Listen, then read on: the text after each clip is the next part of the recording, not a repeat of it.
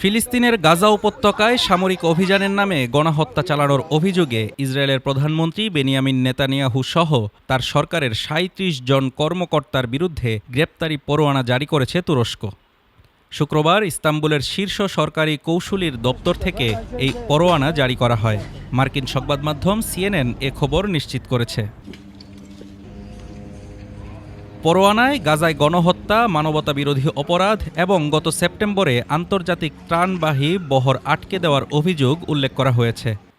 নেতানিয়াহুর পাশাপাশি প্রতিরক্ষামন্ত্রী ইসরায়েল কাজ, জাতীয় নিরাপত্তা মন্ত্রী ইতামার বেন গিভর এবং স্বরাষ্ট্রমন্ত্রী ইয়া আল জামিরের নামও রয়েছে এ তালিকায়। তুরস্কের সরকারি কৌঁসুলি অফিস জানিয়েছে, গাজায় বেসামরিক নাগরিকদের উপর নির্বিচারে হামলার প্রমাণ মিলেছে। এই হামলাগুলো আন্তর্জাতিক অপরাধ আদালতের মানদণ্ডে যুদ্ধাপরাধ হিসেবে বিবেচিত। বিবৃতিতে বলা হয়, গাজায় হাজারো শিশু, নারী ও বৃদ্ধকে হত্যা করা হয়েছে। আন্তর্জাতিক মানবিক আইন অনুযায়ী এসব অপরাধের বিচার হওয়া উচিত।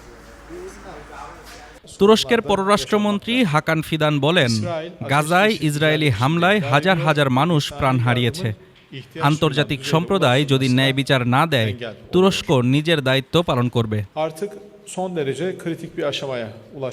তবে ইসরায়েলের পররাষ্ট্রমন্ত্রী গিদন সার এই সিদ্ধান্তকে রাজনৈতিক উদ্দেশ্য প্রণোদিত বলে মন্তব্য করেছেন।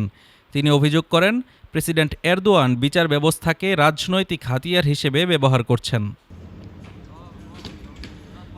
অন্যদিকে তুরস্কের মানবাধিকার সংগঠন ও ইসলামী দলগুলো এই পদক্ষেপকে ন্যায়ের প্রতীক হিসেবে আখ্যা দিয়েছে। তাদের দাবি, এটি গাজার নিহত নিরীহ মানুষের প্রতি এক ধরনের ন্যায় বিচার। বিশ্লেষকরা বলছেন, এই পদক্ষেপে দুই দেশের কূটনৈতিক সম্পর্ক নতুন করে সংকটে পড়তে পারে। গত এক দশকের টানাপোড়েনের পরও যে সম্পর্ক পুনরুদ্ধার হচ্ছিল, এখন তা আবারও ভাঙনের মুখে।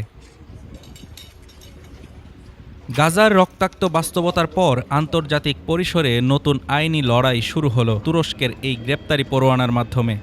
তবে দেখার বিষয়, এই পরোয়ানায় আদৌ কোনো বাস্তব ফল আসে কিনা। Desk report, Dhaka today.